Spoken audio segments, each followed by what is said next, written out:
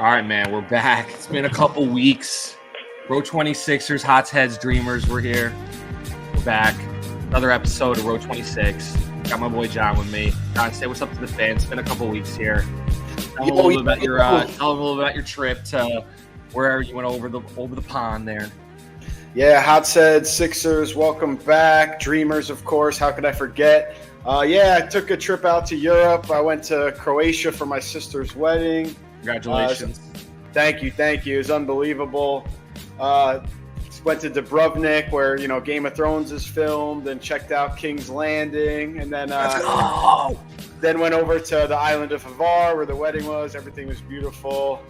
Stopped in Dublin on the way back, hit up some pubs on the 4th of July. So I kept going around drunk to everybody like, yeah, I'm in Ireland on the 4th of July where they also told the British to fuck off. Everybody loved that. That was fun. And it was a great time. I mean, the wedding was absolutely beautiful. I absolutely crushed the speech. It was easy after walking my sister down the aisle. That was the emotional part. But the speech was great. I had applause breaks. It was beautiful. For all you potential best men out there, giving a speech at a wedding, let me give you the fucking move right now. Story, serious, a little funny mixed into the serious, a good serious closer. 3 minutes. Don't go any longer than that. Don't try to end on a joke. Nah, don't end on a joke. End on a serious toast. And open up, it was easier for me because my brother-in-law and I have been close friends for almost 20 years. So it was a good, Shout out to Chini. I had a great, laugh with, everybody was dying laughing at that. Then I had a great story with my sister I've obviously known my whole life. Got into the serious. I'll tell you, I'll do one little line from it that I think you'll appreciate, good writing, good presenting. So it's like, I was like, all right, let's get serious. And I was like, it's rare when you have a close friend ask if it's okay to date your sister. It's even more rare when you say yes, of course. And it's rarer still when you're hopeful and optimistic about their future together. I obviously just botched it a little bit now, but I delivered it. Yeah, but when you said it, I'm sure you were zoned. But it was like rare, more rare, rarer still. It was like a smooth ass line, That was like very nice. Not an easy joke to present there because it's 3 layers. Not even a joke. Not even a joke, just the sentence structure. The sentiment's real, but there's like a built-in joke within that sentiment, which is funny. No, I had a good one too. I was like, Alyssa's always been fun, but the overly serious type, and Eric's always been intelligent, but let's call it loosey-goosey. And everyone lost it at that point. Everything went very well. Loosey-goosey. Oh, that's good. It was a good one. So obviously you probably have to know these people to really understand it, but I drilled it. Ireland, I thought I was out of gas. I just was going to go to the hotel bar, have some fucking beef stew and a Guinness and call it a night.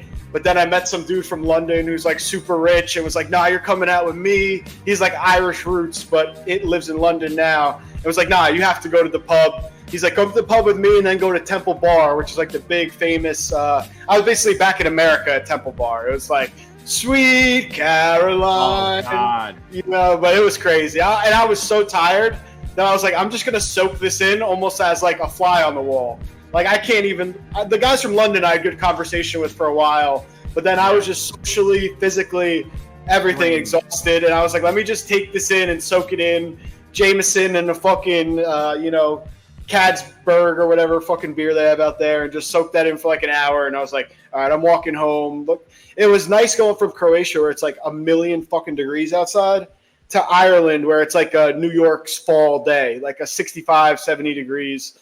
It was a nice transition. Bro. Croatia's gorgeous, bro. It was unreal. It was such crazy travel to get there. I'm glad I split it up on the way home. I spent the night in Dubrovnik, checked out walked around, checked out the old town, like I said, King's Landing, and then I spent the night in Dublin, as opposed to the way there where I took, I drove 2 hours to Newark Airport, then I took a 7.5-hour flight to Dublin, then I took a 3.5-hour flight to Dubrovnik. Then I took a 3.5-hour ferry to Hvar. It was 24 hours door to door, with layovers and shit. Woo. But it was fun. But I mean, the Dublin airport layover for an hour. I fucking had a cider at 6 a.m. I got Vacation flow. Dubrovnik, I had like a nice pizza and a beer waiting for the ferry for an hour, you know, where it was like a nice, like, I asked the waitress for like a dark beer and she's like, that beer is very dark. I'm like, I'm American, but I fucking know beer, all right? Like, joked and she laughed, you know, like, because I had my suitcases and shit, obviously tourist, so, but she was like, oh no, that's like a dark beer, you sure? I'm like, I know fucking beer. If there's one thing I know, it's beer. They were talking to me. They would have been talking to the right audience right there. I would be like, oh, wait a minute. I usually drink something lighter. That's true. Yeah. So. Yeah, no, I get it. She was right to do so, but I was just like, nah, I'm not the guy. But wrong crowd, bro. Wrong crowd. But yeah, and then the way home was nice, and then you know, just an unbelievable trip. I was out. It was good to see like old friends, you know, close friends that I do see still, but like mix of old friends I haven't seen in a long time. Family, obviously. It was, you know, there ended up being 75 people at a wedding in Croatia, which is pretty unbelievable turnout, you know. That's big love. Big love. So I'll say this will be my last point on. I'll let you talk about your trip to Oregon for your birthday. Happy birthday, by the way, to Zach. Thanks, fucking bro. Big dog. What, 33? 33, man. Fucking 33. Row 33. We got to fucking change the podcast. Yeah, I know. That shows all you lifers out here how long we've been doing this. We've been doing this 26, as all you know. It's our age when we started this shit, so. Crazy. But, so I basically what I kept saying, another, like, drunk rhetoric of mine was talking to different people and, you know, close friends, family, and being like, the fact that we have all these schedules aligned, the financial means for all of us to be here, the love and support of each other in our hearts, that's so rare. It's like less than 1% of 1% of the world gets to have this big of a group on this kind of trip like this. It's like being a professional athlete, how rare that is. If you go to a global scale. I was just about to say, if you put Chris Paul in that same situation, he probably would have a hard time finding 75 people to join him in a remote destination like Croatia. All that travel, the boat, the planes, all that. And make it, all that. It's fucking nuts, dude. Yeah, it really is a blessing. And and I didn't even mean just like a professional athlete being able to throw together that wedding. I mean like becoming a professional athlete. It's like that. Yeah. Like it to have. I just mean even having the gravitas and the popularity of being a professional athlete. You know you're going to a rich wedding. You know you're going to something amazing. Like you know there's an end goal of your travels, but still you would probably have trouble finding 75 people. Is what I'm saying. Unless you're paying for all of them yourself because you're a professional athlete. Even then, even if you're paying for them, I bet you people are still like, oh my god.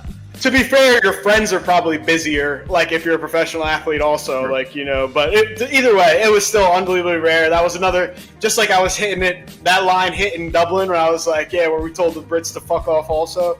That line was hitting with like our friends, like drinking, relaxing, like, you're so right. This is so rare. So, I mean, I cliff jumped and fucking Croatia, you know what I mean? It was crazy, you know. But tell me about your trip. I know you were hitting some golf balls around. Yeah. So, first of all, your trip sounded amazing. So I'm jealous. I need that itinerary ASAP. Absolutely. Your sister and Pacini and your rest of your fam. But yeah, bro, we took a drive up Route 1. If anybody knows the Pacific Northwest from San Francisco up, it's one of the most scenic rides in the world. People travel from all over the world to do this ride. It just happens to be about an hour away from where I live. So, go figure. So we drove up Route 1. We went to Bodega Bay. We went to Sumeg State Park. A lot of traveling, a lot of wine tasting, a lot of hiking, waterfall hunting. A lot of shit that we did was free. Like we didn't really like try to do anything crazy. Most of the places we stayed were inns. That's the research you got to do when you do this trip. But scenic as hell, just all on the Pacific, just beaches for days. Hikes that are inland, maybe a half a mile to your right, and just took it up the coast. Took it to Eugene, Oregon. Eugene was a cool town, definitely more like Oregon Ducks town. You could feel that in the vibe. We stayed in a hotel, actually, that was designed by Phil Knight. So it had Nikes everywhere, crazy jerseys on the walls, like golf simulator shits. And it wasn't like an expensive like hotel. It was like it was only like $150 for the night. It was right let the fans know who Phil Knight is. They may not know. Yeah, that's true. So Phil Knight, CEO of Nike. So obviously Nike stems and comes from Oregon. So pretty much the man. If you've never seen the MJ movie, the Nike movie, all these things you need to see. Phil Knight is represented in both of them immensely. The hotel was cool, but yeah, we kept traveling across, went to Bend, Oregon. Bend was sick. You talk about the most vibrant city that we went to on this trip. That just gives you all the feels of a college town combined with like a family-oriented town, but it's outdoorsy. There's like people that show up with pickup trucks with tubes on the back so people can go tubing on the lake right in the middle of town. Like, it was great. We went to this place, Brother Joe's. That was a great restaurant, great food, really outdoorsy. We went night kayaking, canoeing, night canoeing. So that was cool. We had like headlamps and shit, just canoeing on water. It was like super calm water. Just my fiance and I, just great. We played Bandon Dunes in Oregon, which is one of the most famous courses in the world. It's basically golfer's paradise. There's 4 courses there that 18 holes, 2 par 3s. They're all within one ground. It's overwhelming. I couldn't even, I don't know what to say. It's in my game. It's, if you play the EA Sports Masters game, Bandon Dunes course is there. So tells you the lore of that place. And then, we came down from Bend, Crater Lake, we hit along the way, and then we ended up playing Arnold Palmer's design course as well, running Y, which is in Oregon as well, in 104-degree heat. We were the only people out there. We're psychos. Christy and I lived in Puerto Rico. We don't care. We played. We just wolfed it out. Took a bunch of water. We got spiked Arnold Palmer's just for the round. I swear to God, we both drank 3 sips, and we were like, we can't drink this anymore. It's so fucking hot. So. But we tried. We got a video of evidence and all. But it was fun. And then I just legged the 6.5 hours back to SF. So we're here back in the Bay. Unbelievable trip. Felt refreshed. Got some good stuff going on the career side as well. Exciting stuff as well, as I was talking to you about offline, John. So great trip overall. And happy to be back in the saddle here. Row 26. We're here. And you know how we've been doing it. A lot of you guys are kind of, they're like, how are they going to come back? Are they going to come back? What are they going to do when they come back? You know what we do. We're going to give you guys what you want. We're going to give the people what they want. Back in the hot corner. Well, I got to hang on before we rush it. I do want to talk about, obviously your trip. I mean, sounds unbelievable. The spiked Arnold Palmers. We call them John Daly's around my parts. I don't know about you. There we go. Bend, Oregon. Obviously the Nike trip. That just sounds unbelievable, man. I think you absolutely crushed it. It's a cool, unique trip too, where like not a lot of people probably get the chance to do that. So I think that was a really cool pick, and just the fact that you play golf with your girl on your birthday. I mean, that seems like such a chill, nice, beautiful time. And we got to play on July 4th. We played Bandon on July 4th, which is shout out to Christy. Love her so much. Yeah. Really great time. Yeah. That's amazing. I'm so happy for you guys. And man, so I have a question for you. You just got back from Oregon. What is the capital of Oregon? Yeah, I'm probably going to fuck this up. Maybe Portland? Salem, Oregon. That's one of the random ones. I'm glad no Oregon person asked me that question, because it would have been embarrassing. Nah, they would. It would be more embarrassing if they didn't know. It's a weird one, like I said. I got out of a ticket. That's the last thing I'll say about the trip. I got out of a ticket. All right, so I got pulled over in the middle of Oregon, one of these like little towns that goes to 35 from 50 out of nowhere. You know what I'm talking about if you drove across Middle America or whatever. Got pulled over. Had my papers right. I'm not a guy that gets pulled over often. He was a nice guy. This was on July 4th, leaving Bandon Dunes. So probably just a spot check, looking for drunk guys. Sorry, can't help you. But you're good. Yeah, saved yourself a couple $100. Yeah, because there's worse when you get pulled over like deep from where you live. Because like if you have to go to court to fight it. Like I had Cali plates in Oregon, so they know that I'm next door. Because if you want to plead not guilty to get like the lesser thing, it's like a fucking 5-hour drive. You might as well just plead guilty and fucking take your fucking. So it Which sucks. Which the cop knew. He knows I'm pleading guilty. I'm paying the $250. I'm moving on with my life. Yeah. You're not driving to fucking Oregon to go to court to plead not guilty. That's probably as much like risk, and if you did the liability in your head based on accidents or whatever, the whole thing like. Not just that, just gas and time. It's not the fucking money. Yeah, exactly. All right, we can get into the hot corner now, but I just wanted to. John's in the hot corner tonight, folks. He's in his own corner, looking at the wall. Let's do it. Talking about, Anyway, all right, let's get into it. Rank these 4 wideouts: Andre Johnson, Reggie Wayne, Antonio Brown, Steve Smith. I would say Antonio Brown, Andre Johnson, Steve Smith, Reggie Wayne. Who is the best role player from any of the finals runs post 2000, excluding the big 3 on those teams? You can make the big three however you want, I guess, for some of those teams, but most of them have a big three. Andre Iguodala.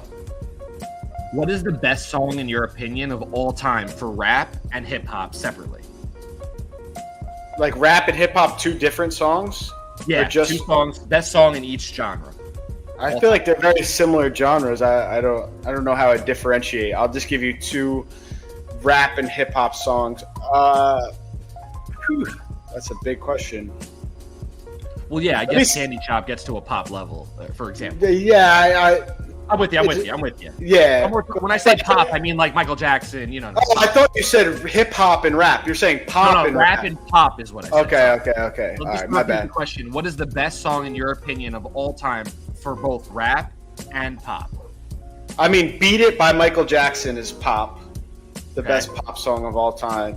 And then the best rap song of all time is, I keep coming back to this in my head as I go through the song, so I'm going to stick with it. It's Undying Love by Nas. Wow.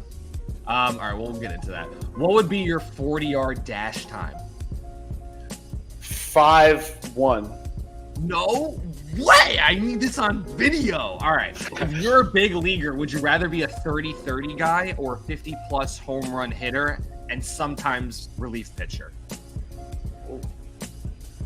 Probably 30-30. If it were to happen, what would end the NFL quicker? Like, put an end to the NFL? Concussion lawsuits and the concussion stuff, or gambling? And the research maybe behind concussions as well. Or gambling. I'm going to take it to like more detrimental, because nothing is going to kill the NFL. And I would probably say a big time gambling scandal would be worse than concussion. Okay. Are you more for the rule or the spirit of a rule? It's convoluted. I guess the spirit of the rule.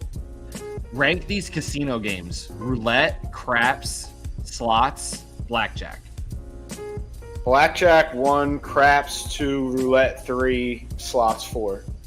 What's the best concert you've been to post 20 years old? Red Hot Chili Peppers.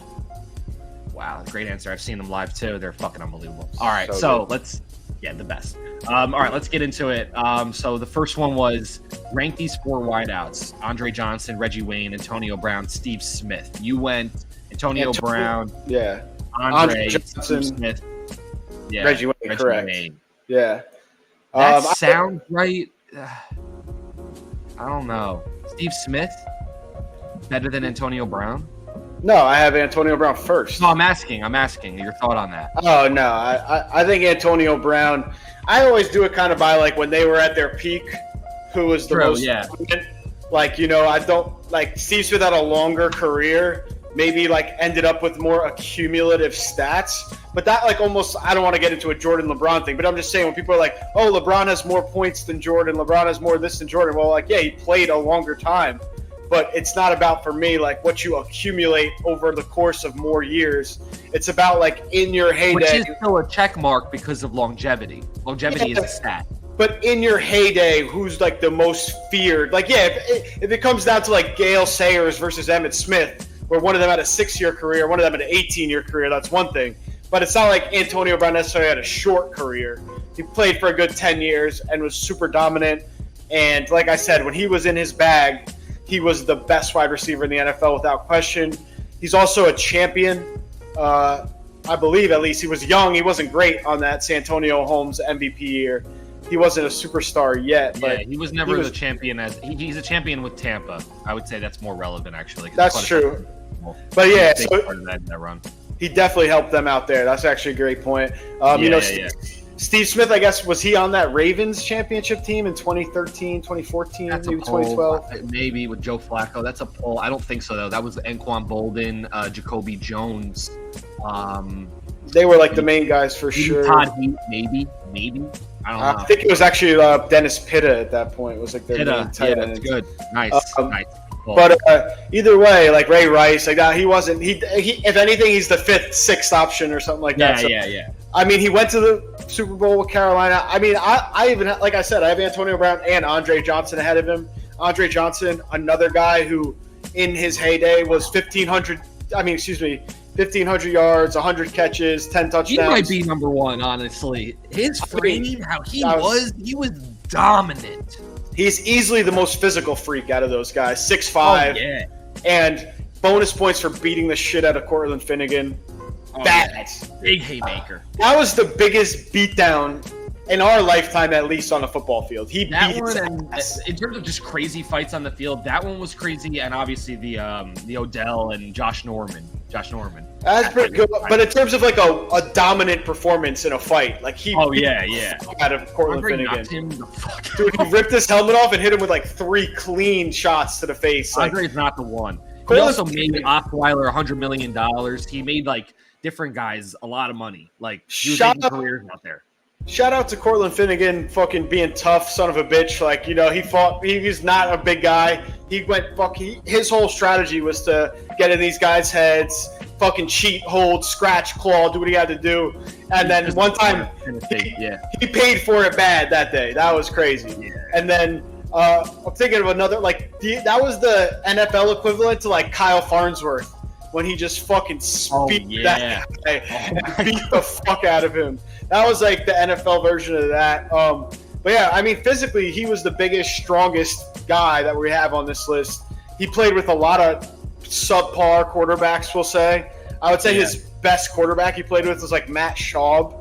You know, like he never really had good quarterbacks, and he still dominated the league. They went to the playoffs one year with Matt Schaub and who's the running back? Aaron Foster. Aaron Foster. Yeah. Aaron Foster's a stud. Aaron Foster's like gliding. The Texans teams were cool. They had Brian Cushing, D'Amico Ryans. Hell yeah. Jonathan Joseph before he went to the Bengals. Like those are corner. cool. Yeah. Those are cool little teams. And then Reggie Wayne, I think, is consensus last for me. Like, I think there was a lot of years where he was the number 2 behind Marvin Harrison, getting a lot of one-on-one coverage. I don't think Reggie Wayne ever actually was a number 1. He was, I would say, early with Luck, maybe, if I remember right. But even so, I mean, and even then, you got to think about guys like Garcon. For me, he was a very, very good number 2. Maybe could have been a number 1 somewhere, but never really. He's one of the Scottie Pippins of the NFL in a sense. Yeah, he's like the second banana guy, but he could be a 1. He was a 1 for a couple of years. I distinctly remember that. He had 1 stats even as the 2. People always thought he could be a 1. Just a pro's pro. But I agree with your stance that the other 3 guys seem to be just that next tier up. More talented. Like, I think there's a lot of guys who could have stepped into Reggie Wayne's situation with Peyton Manning and Marvin Harrison and Stokely and been that number 2 running those routes and got those kind of numbers there. Don't get me wrong. Reggie Wayne was a fantasy stud. He threw up numbers. Like, I remember I traded a young Plexico Burress on the Steelers for Reggie Wayne, and everyone like made fun of me, and then it ended up like winning me the league that year, like way back, like middle school fantasy football. So I have a lot of respect for Reggie Wayne, but when you put him in that, I think Reggie Wayne is the only person on that list who there's a debate around whether or not they're a Hall of Famer, which is only really because the congestion at wide receiver in the Hall of Fame, you know, race right now, where like receivers always have to wait. But those other 3 guys, Antonio Brown, maybe because his antics might keep him out. Yeah, it's gonna be a T.O. thing. But you know, even T.O. gets in eventually. But is in now. Like you said, the other 3, they will get in. It's just a matter of time. It's just respect. It's kind of the respect game that the NFL Hall of Fame does with you. It's like, we know your first ballot, but you're a fuckboy off the field ever since you've retired. You've only given us a horrible name. You made a company called CT ESPN and hashtag it all day long. Like, you're literally destroying our brand. You retweet Kenny Pickett when the president gets shot as a means of who's the shooter because it's somebody from Pennsylvania who can't throw. Like, these types of posts, like, and that combined, like I said, with the backlog at wide receiver, like nobody really gets in first ballot at wide receiver. Like you said, T.O., who's my opinion the 3rd greatest wide receiver ever, wasn't a first ballot Hall of Famer. You know, there's just so many guys that they need to like get in, but they don't want to. You know, it's all the politics of it, and there's just so many great wide receivers. It's a position that does get numbers. You know, so I mean, it took the Cowboys guy Drew Pearson like fucking 30 years. You know. Yeah, that was nuts. He was an old man when they told him. That was nuts. Yeah. I've seen that video. The video of where they leave him off is the real crazy video because he's I think I've seen that. We have to link on that. He goes back on the, you know, whatever, like the honors poll where it's like the guys who've been waiting a long time. They have like one of them get in every year. and he was like, "Why do they do this to me?" Like he was like devastated. It's like Staubach's number one receiver, correct? Yeah. So I mean, him and Bob Hayes. Hayes as well. Yeah, Bro, Bob sorry, Hayes. bro. Bob Hayes NFL sometimes screws the pooch when it comes to getting people in the Hall of Fame. I'll be honest. Well, Bob Hayes has been the was an early Hall of Famer. He's been in forever, but yeah. Pearson took a long time. It's like you said though. That's it comes down to popularity, likability. Bob Hayes was also like political game. A track star. He got a good nickname, the Bullet. Like stuff. All that comes into play. But we'll get to the next question. I like my order though. I stand by it. I like your order. Who is the best role player from any of the finals runs post 2000, excluding the big threes on teams? So there was a couple big threes where I was like, I thought about maybe Jason Terry for the Mavericks, but he might have been Draymond Green when I was doing the question, and I didn't want a guy like him to be considered a role player. Yeah. So I thought about Jason Terry because he had a great run in that Mavericks title run when they beat the Heat, but then I was like, he might have been in the top 3 on that team. So I left him off. I stand by Iguodala. I know that there's a lot of talk about that MVP not really being a great MVP because he got a lot of credit for guarding LeBron, and LeBron had like 35, 10, and 9 that series, like on average, But bullshit MVP. It should have went to Steph. It's bullshit. Yeah, but either way, he did score 20 a game while guarding LeBron. So you got to realize, if LeBron's getting 35 and Iguodala's getting 20, like you'll take that all day in that matchup. Yeah, if you could LeBron's only contributing 40 to 45 total points a game between his points and assists, you're doing a good job. So in general, like that's actually manageable. You can hold the rest of the team to under 65, especially if you're getting 20 points and 4 assists. It's like, and you are also contributing in steals and blocks. In the world, I want Iguodala. Yeah, that was Max. I'm not Max Kellermaning it, but it was an impressive run for him. I mean, I even thought about Livingston. Some other honorable mentions I'd like to shout. Oh man, I just lost it. I was thinking about that Heat team with Wade. I was going to say Robert Horry is one. That's a good one. Yeah, from the early 2000s for sure. D. Fish is also a good name from those. But that's another one where it's like you got Shaq and Kobe, and then the big 3 player, if you will, is debatable. I suppose that's true. Yeah, you're right. That's a debatable one. Who would be the third? Not Devin George. It was a good one. A good shout, James Posey on the 08 Celtics. That's awesome. That's a great shout. He was a sniper. James Jones too. James Jones, Mike Miller is another one. Mike Miller crossed. Is Ray Allen a fucking role player? Are we saying that right now? Are we doing that? He obviously wasn't a big 3 on that Heat team with Bosh, Wade. The Celtics team, yeah, he was. Rondo's the guy, I guess, the role player. But that's weird. Rondo's the guy. Nah, Ray Allen was the big 3 on that 2008 team. Has to be. Yeah, no. I mean, the idea that anybody would ever think Ray Allen is a role player, like no fucking. Well, way. I mean, a 40-year-old and Bucks. Oh, of course, but a 40-year-old Ray Allen with LeBron James, Dwayne Wade, and Chris Bosh is no way in a top 3 spot on that team. So, I mean, I thought about it, but then I also, like you said, I wanted to give a more role player shout. I mean, who would you say was the best role player on this year's Celtics team? Would it be Derek White? Wow. Or is he a 3? But then there's Porzingis, but he was hurt. I'd probably say, in terms of importance, because it's hard to tell who's the big 3, I'll just leave those 4 guys to the side, and I would say Horford. Okay, fair enough. Well, quick riff. Hurt, and he played well. Quick riff. We've obviously had Kawhi sitting out in the Olympics now, shake up the roster a little bit. They put in Derek White. Jaylen Brown seems to have taken offense to that, tweeting the little monocle guy, like Mr. Peanut emoji, if you will. What are your thoughts? I mean, that's obviously a teammate of his. That's my only real issue with Jaylen Brown making a stink is that Derek White is his teammate. I think that a lot of it has to do with Jaylen Brown winning those awards. Winning the Eastern Conference Finals MVP, winning the NBA Finals MVP, and I feel like they want a certain Tatum, if that makes sense, to play on the USA, and maybe if Jalen's there, it would change the look of how Jason would play. Maybe like I don't know. I think there's something going on when it comes to the personalities and how people vibe with each other. There might be a player on that team that doesn't like the way Jaylen Brown plays and his persona and his personality. But there's a lot of guys that have played with Jason Tatum on the USA that are on that team that have played together before. So I know that Brown's played USA before. I remember looking that up just to be sure. Like he's been part of those circuits, and it's not just like a grab. Like he's just like, oh, this is like my come up. I should be getting this look. Now, to be clear, in terms of accolades and all that stuff, definitely should be getting the look. Like that's crazy. And he's the Finals MVP, and if he's available and he wants to play, what the fuck are we doing? But that seems kind of crazy. And the idea that he's not on the team and Halliburton makes no sense to me. But same with Brunson. Like I don't know how Brunson doesn't get a nod, even though he's hurt, and he should still be a replacement. Versus like what happened with Kawhi versus like Halliburton getting voted over him. Like insane. Like the whole voting, the whole thing is clearly about personalities, right?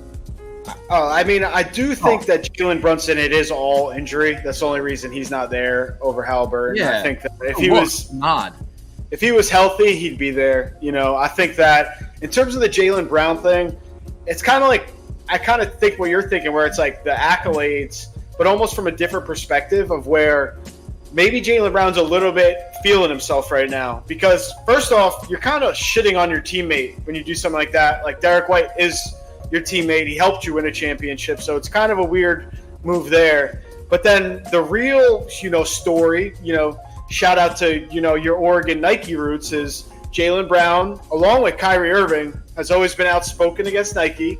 Nike is the USA Olympic sponsor for basketball.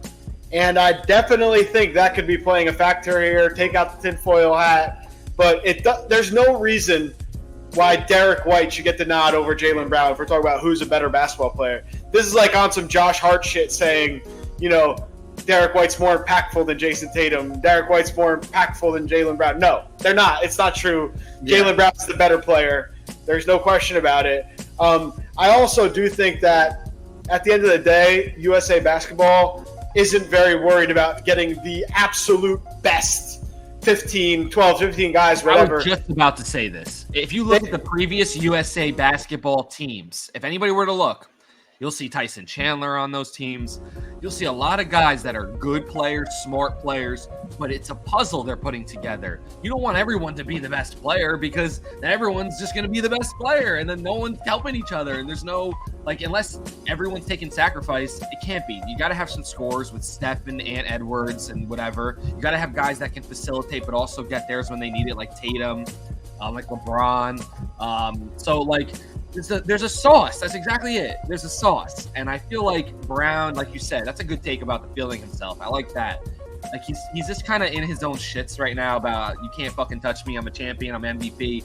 What are you going to say to me? I'm an all-star. Like, what are you going to say to me? So I'm just going to say I didn't love the move to because like I said, I think it tears down Derek White a little bit. I'm sure they're super close friends, and between them, it's not really probably like me over you, bro. Like what the fuck? It probably is. Like they probably kept it light between each other, and maybe I'm overreacting because I chalk myself up as a reaction spot for Brown. I don't think that's an overreaction. I think between them it's kumbaya, but I think that your thought on.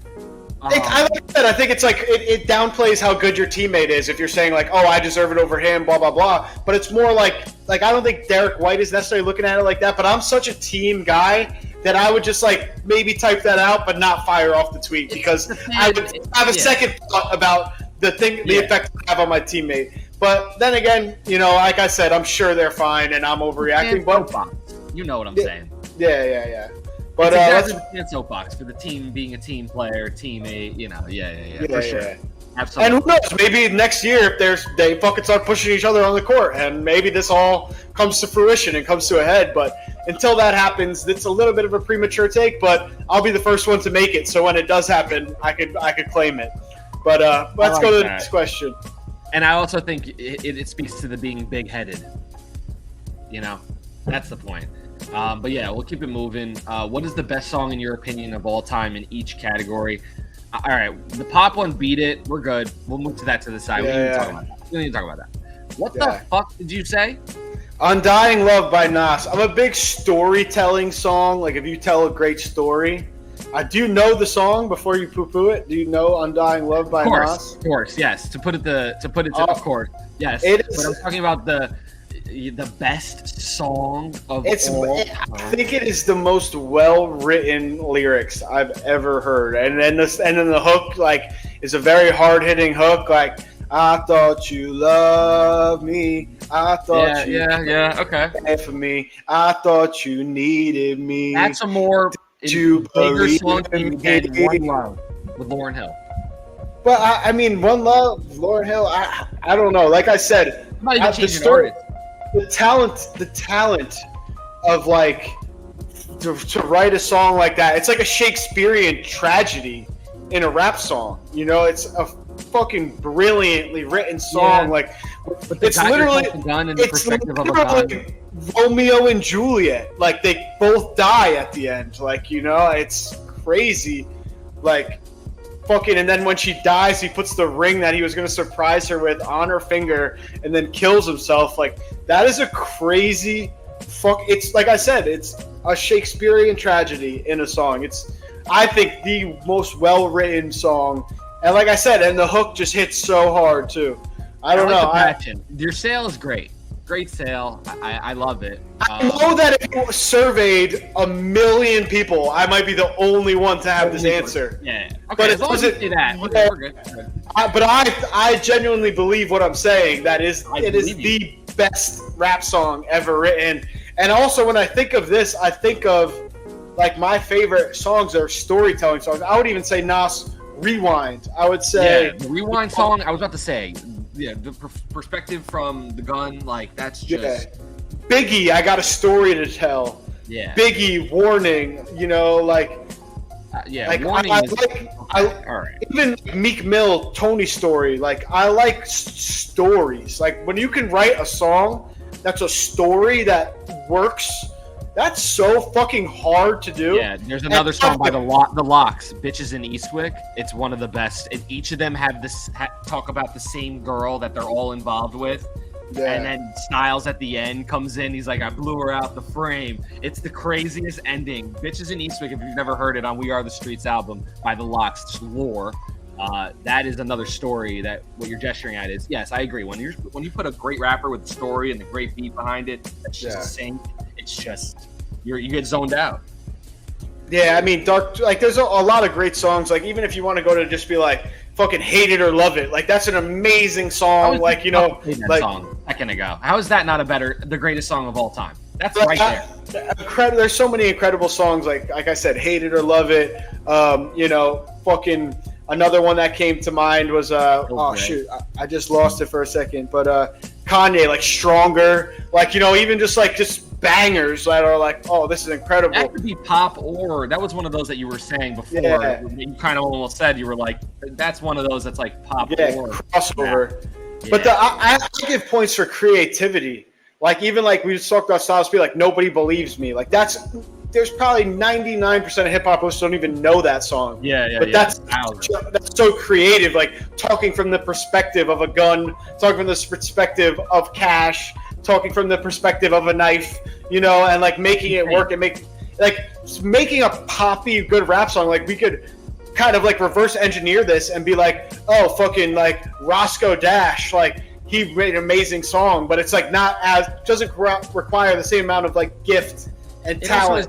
It's the stick. It's like, how long does that song stick? It's like, when I throw it against the wall. That's kind of how I imagine the best lore, rap songs, anything. If I throw it against the wall and it stays there forever, that's how you know. If it kind of just peels off the wall and kind of goes down and you eventually don't listen to it anymore, and if that happens fast, like, that's in 1 year out the other, you just bang a song for 2 weeks and you're done with it. Like, the last thing I'll say is, like, Nas Undying Love, I could show like my uncle who doesn't listen to rap music, and they'd like appreciate it. Like, you know, they'd be like, well, that's an artistic, genius, but it's like a genius lyric. Like, lyrically, that song is perfect. Like, to me at least, I think every single, like, there's hard hitting bars within the story too. Like, and like I said, the chorus just hit so hard. Goat too, so you're picking a goat. I got no problem with it. I got no problem with the pick. It's definitely, like you said, a 1 of a million take though, for sure. Oh, for sure. But I think like best is subjective, you know, like for sure. You know, so the best rap song in my opinion ever recorded that I've heard so far is probably "Undying Love." Word. All right, let's keep it moving here. What would be your 40-yard dash time? All right. You said 5'1"? 5'1", I feel like I can get. Oh my god. There is no way. We'll take a video, we'll post it on the fucking YouTube page. I think I can hit it. Something on a field, you're gonna set up 40 yards, you're gonna put the video camera on, I'm gonna watch you run that shit, and we're gonna see and I'm gonna click it. Bro, I do legs twice a week, bro. I'm fucking deadlifting, squatting. 5'1", bro. That's so fast. I can 5'1".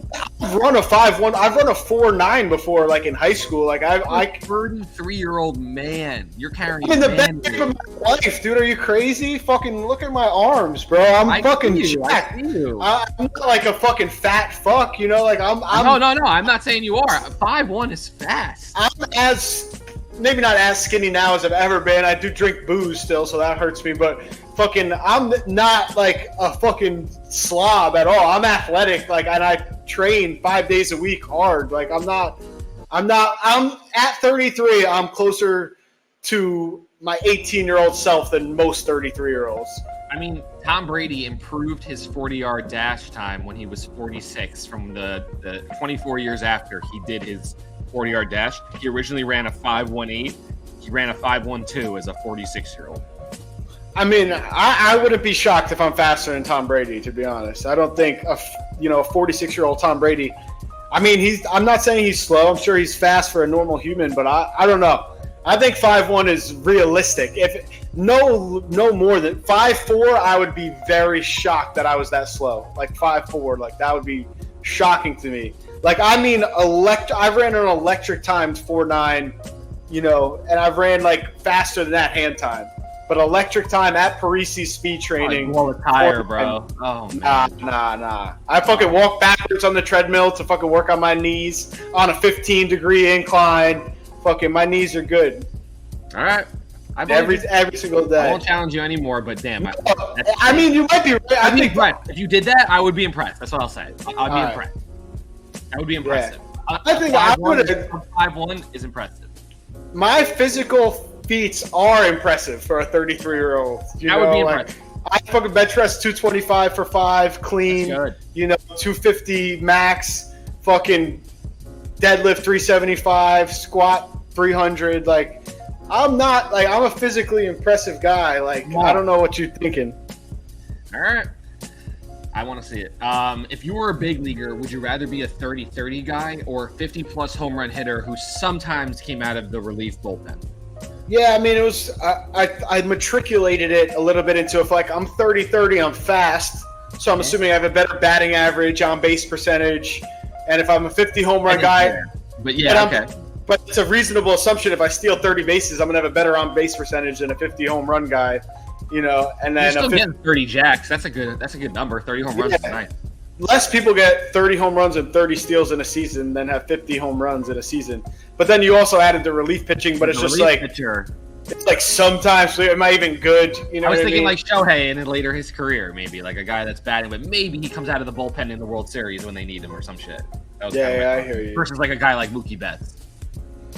Yeah, I mean Mookie Betts and it's fucking unbelievable. Like, but like I said, there's a lot of other things that go into baseball besides those 4 things that you categorize. So it's like I need more. So I just extrapolated the info that I had to like, all right, I'll probably have a better batting average, get some infield hits if I'm stealing 30 bases. That's fair. Probably better on base percentage, probably better in the field because I'm faster. I can move around at better range. So I just kind of extraplated out the small data that I had. He's a 50-plus home run hitter, and he's a beast in the field. So maybe. I think both can be beasts in the field. All right, let's keep it moving, though. If it were to happen, what would happen quicker? The concussion lawsuits and research or gambling to end the NFL? Well, I guess the concussion, we've kind of already went through it. I feel like we're through it and past it. They made a movie about it. There's fucking all the numbers about it. 99% of former players have CTE. Like, we already know all the data's out. Antonio Brown started a company. The NFL is thriving more than it ever has before. So I don't think, like, we know that concussions aren't going to bring it down. Yeah. As long as people are willing to still play. And I do believe that less people play youth football now, blah, blah, blah. But if anything, it's just the people who are never going to make the NFL anyway aren't playing. If someone's super talented and athletic, their parents aren't going to be like, no, don't play football, are much less likely than if someone's just like a regular dude who's never going to be in the NFL anyway. I just think if your kid was good at sports, like 3 sports though, right? And they're really good at all 3. You wouldn't try to mitigate by thinking that these two are. It's already like that. It's already, if you can be either a basketball player or a football player, that's been going on for decades already. That you push towards basketball. Because of the guaranteed money, the chances. I think that you can't really make that comp with baseball because that's so much more of a skill thing. And in terms of football, when you get drafted, you're a millionaire right away. Whereas baseball, unless you go maybe top 10 picks, you can't really guarantee more than 10, 15, 20 million. Those are the only. If you're not a top 10 pick, you're not getting that kind of signing bonus. Yeah. So you're going to play football because we've seen it. Kyler Murray, Russell Wilson, all these guys choose football because they know that first contract is a guaranteed $25 to $30 million, and then after that, you're going to get that. If you get that second one, it's another big one. Baseball, you're going to have to grind in the minors, improve, get to the big leagues. It's just a different thing where if you could choose basketball or football, you're obviously going to choose basketball, but then the situation with that is there's height requirements. There's, length requirements, arm wingspan, where in the NFL, if you're 6'2", 225, you're a pretty big wide receiver. You're 6'2", 225 in the NBA, you're a small guard. 225 is a lot of weight, but yeah, I see what you're saying in terms of the height. Yeah, for sure. Yeah, you'd have less weight if you were a basketball player, just the way you trained would differently. Maybe. Yeah. No. You're on it. I think that's true. I think the first contract versus the idea of a long, lengthy, guaranteed money career in NBA, like you never, and also the length of your career. You could be a 17-year athlete in the NBA versus and in the MLB, maybe even you could say that. Let's say you could be 12 to 15 years, but an average lifespan in the NFL is only 6 years now, probably dwindling because the game's getting faster. So, but the MLB, the medical and people making comebacks off of bigger injuries is happening. So maybe it'll actually get bigger in the lifespan in the NFL, you could think. And the big hitting is getting taken out. That lifespan probably is getting bigger, actually. Maybe it's close. What do you think about that? Do you think lifespan is getting bigger or smaller in the NFL? I just heard recently that Adam Thielen is the oldest wide receiver in the NFL. And I want to say he's 33 or 34. There's not a single 35-year-old wide receiver in the NFL right now. So that's pretty crazy to think about. You're on it. Nice. So, the fact that he's the oldest wide receiver in the NFL at 33, maybe turning 34 this year, whatever. But there's not a single 35-year-old wide receiver in the NFL. It's crazy. Like that, Isaac Bruce probably played to 37. Obviously Jerry Rice was in his early 40s. There's a lot of guys who played longer. Now it's no, you're just not quick enough. You're not. And even Adam Thielen is only there because of what a precise, skilled route runner he is. It's not like an athleticism thing anymore. Shout out to Adam Thielen, by the way. He's just a good dude. I think he's playing that celebrity golf tournament right now, I believe. Yeah, he's a stick. He's a stick. Yeah, he's in the hunt. Yeah, he's 340 off the tee. But nasty golfer. He actually had big golf gear too. When he was playing with Minnesota, he had his own company. They have nice gear. They're sick. Oh yeah, he's good. Shout out to but the MLB is another thing where it's you might not break through until you're 26, 27. Where you're in the minor leagues, riding the bus, making tens to maybe six figures for years and years. Motel to motel, you're eating at KFC, you're fucking grinding. Michael Jordan was the greatest athlete ever, and he couldn't make it in the Major League Baseball. So I think to just think oh man, if I can make it in the NFL, I can make it in any league is kind of crazy to think. There's just so many aspects that go into it. Unless you're Deion Sanders, that's it. Yeah, or Bo Jackson. Exactly. Absolute freaks. All right, let's keep it moving here. Are you more for the rule or the spirit of a rule? That's a tough question. I get what you're saying, where it's try to think of a good example. Traveling. like to the letter of the law. I was more thinking along the lines of like when a rule is in, let's say someone like gets like a pass interference on the opposite side of the field, and then the quarterback never even looks his direction once and throws it the other way. Like it never would have impacted the play at all, but you still throw the flag. It's like I was more thinking about it like that, where it's like, I guess I'm more for the spirit of the rule. Like if the infraction didn't affect the play, then maybe let it go and just let the game flow naturally. But at the same time, like I do also believe that like if the fucking guy committed an infraction, pulls one down by their fucking front of them and yanks the receiver down to the ground. Yeah, but it doesn't affect the play at all. Like that's tough. Because, in my opinion, you want referees to be able to use some of their own subjectiveness, if you will. But then, if that goes against your team or your bet or your, like, there's going to be biases where you're like, how the fuck could you let that go? So it's like, people want the human element until that human element is punching them in the face. Precisely. So it's hard to say, like, objective, you want them to be objective, but then you're like, man, how are you gonna call that? A block in the back, 25 yards behind the runner, he obviously is going to score a touchdown. Right. But then also you want to be like, if I'm betting against the team that's scoring a touchdown, how do you not call that fucking save my bet, save my under, whatever, you know what I mean? So it's it's a crazy kind of paradox, if you will, where also I think about the NBA too. Yeah, any sport, anything where, like I said, let's say in the NBA, playoffs versus like the regular season, like they start to let shit go in the playoffs that maybe they call tight in the regular season. Like you see physical defense. Like I think every NBA ref, high school ref, and basketball, fucking college will admit that like they'll wait to see if the ball goes in sometimes before they call a foul. Like on a layup where they get them, but like it wasn't crazy. And then if it goes in, they'll just call it no call. And if it fucking misses, they'll have a late whistle. Because like stuff like that, where maybe it shouldn't be an and one, but also they shouldn't have to suffer the miss because of the no call either.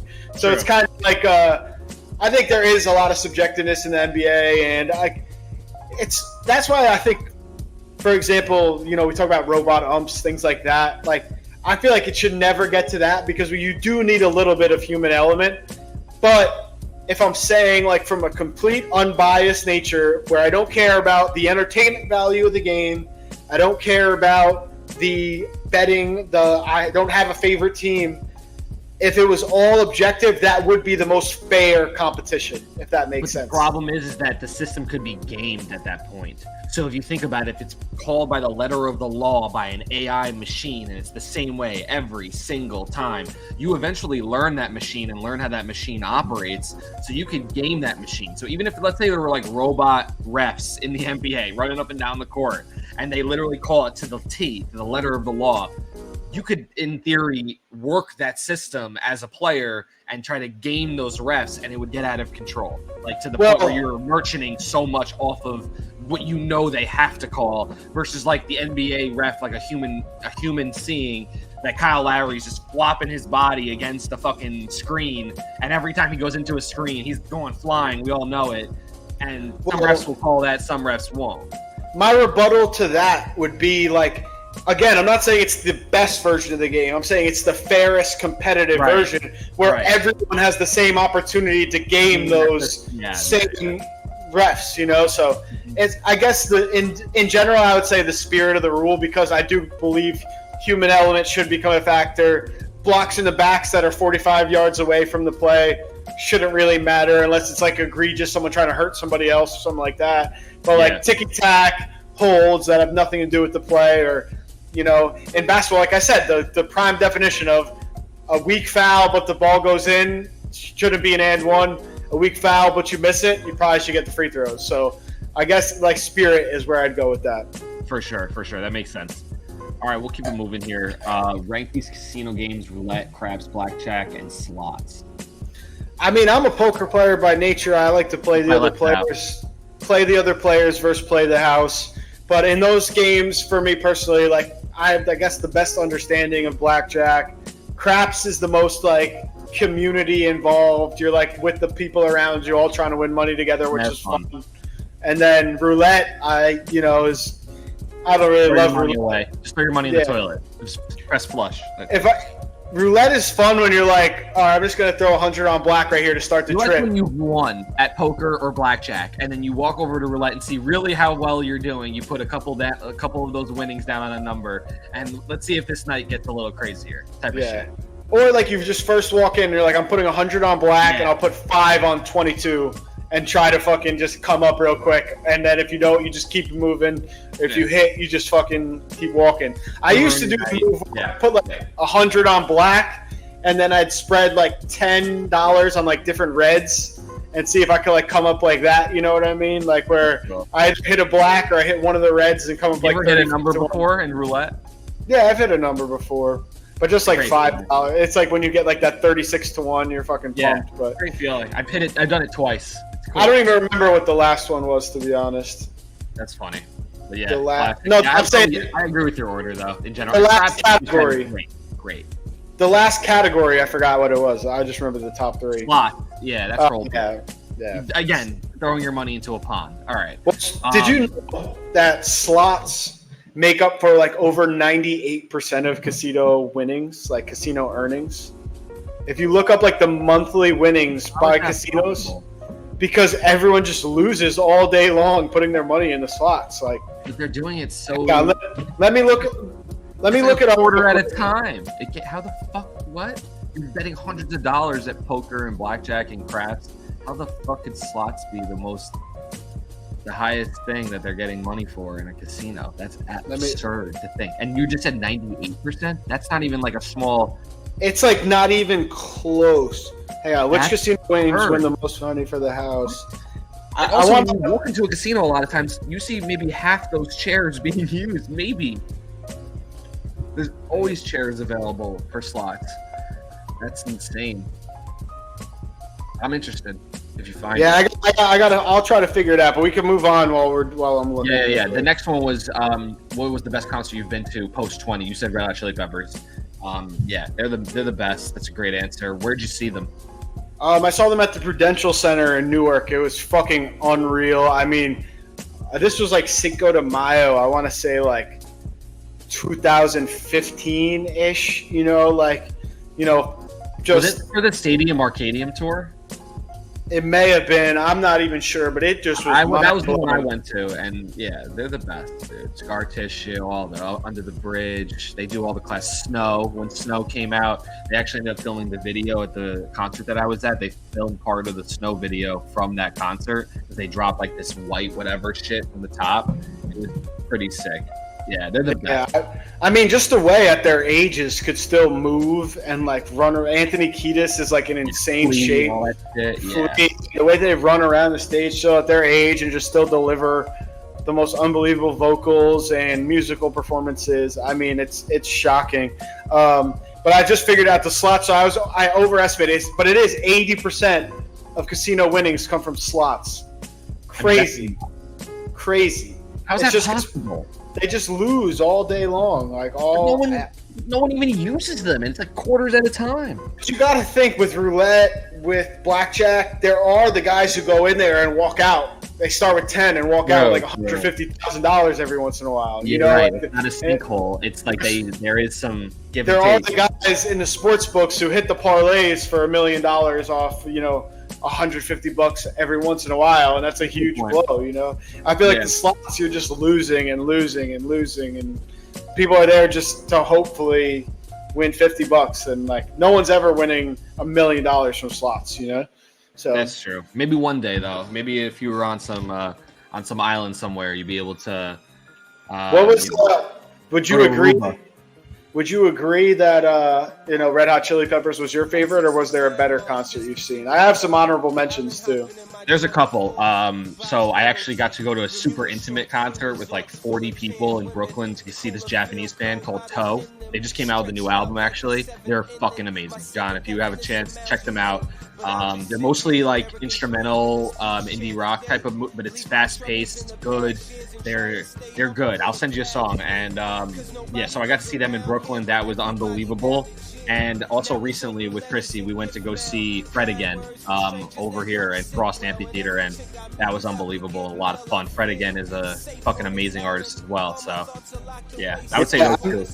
Some honorable mention. I saw the Locks at like a very intimate venue, like small, just like 100 people. House of Blues. I saw Mac Miller at SOB's. Wow, I've never seen Mac. I never got to see Mac. So I don't know. I might have been like 19 or 18. I saw maybe I saw Mac at a festival, like a side stage shit. that SOB is like a bar. You know, again, like less than 100 people there. Like, yeah, he dapped us up as he was walking in. Like he went in the same entrance we did. You know, that was pretty incredible. I'm trying to think. Currency again, like at another small kind of thing was awesome. That was he. He was ripping Currency was unreal. Who else is in like that crew? I can't remember his name. Who? Wiz Khalifa. Not Wiz. Like Currency. Burner. I know you mentioned sometimes. Oh God, who's Roddy? Young Roddy. I know you mentioned. This is gonna kill me. I gotta look this up too now. What's the name of his like crew? Like Flight Club or something like that? Jet Life. Currency Jet Life crew. Yeah. But that's with Trademark the Skydiver and Roddy. Trademark the Skydiver fucking killed it. He was so good. Yeah. He was awesome. He's amazing. He doesn't really put out like I have some of his old shit. There's an old Currency song called Phil, and it's just like it's off Weekend at Bernie's, I believe. Yeah, he killed it. Big Crit came out. Fucking Big Crit, I love. Fucking Big Crit. Big Crit, he never released it. I don't know. I only seen like the YouTube video. I've been trying to find it forever. But Big Crit, Some Days. Yeah, great song. I think I know that song. Dreamin' is one of his best songs. It's Big Crit, country shit. I like Big Crit a lot. Hell yeah. Big Crit guy. We'll call it for today. It's row 26. John, you got anything left for the fans? Watch the Euro. They're on right now. I got one take since we haven't been on since the finals ended and the NHL and the NBA. I've been holding this take in, want to get it off my chest. The whole Jason Tatum and Matthew Tkachuk, just two kids from St. Louis, just two guys. It's like Matthew Tkachuk's dad was a 20-year NHL player, all-star. Fucking Jason Tatum's uncle is Larry Hughes. His dad is fucking a D1 player, an overseas coach. They're not just like two fucking guys from St. Louis. Like they're not two kids riding the bus with the juice box. Get the fuck out of here with that bullshit. They're fucking NBA and fucking NHL royalty. Like, get the fuck out of here with that shit, bro. That's all. And if you think about it, Tatum's game is a lot like Larry's, actually. Shout out to Keith Tkachuk. You ever see like when Tatum like texted? I think it was LeBron. He's like, my Uncle Larry or something like that. Fucking what a loser. Oh God. Jason Tatum, great player. I always had his back. Nothing like tattoos. I've had his back on the podcast, but he is a fucking cornball. He's a great player, but he's got no fucking. He just thinks who the fuck he is, and those kinds of guys that you can see that from afar are always painful to root for. I'll never forget texting dead Kobe.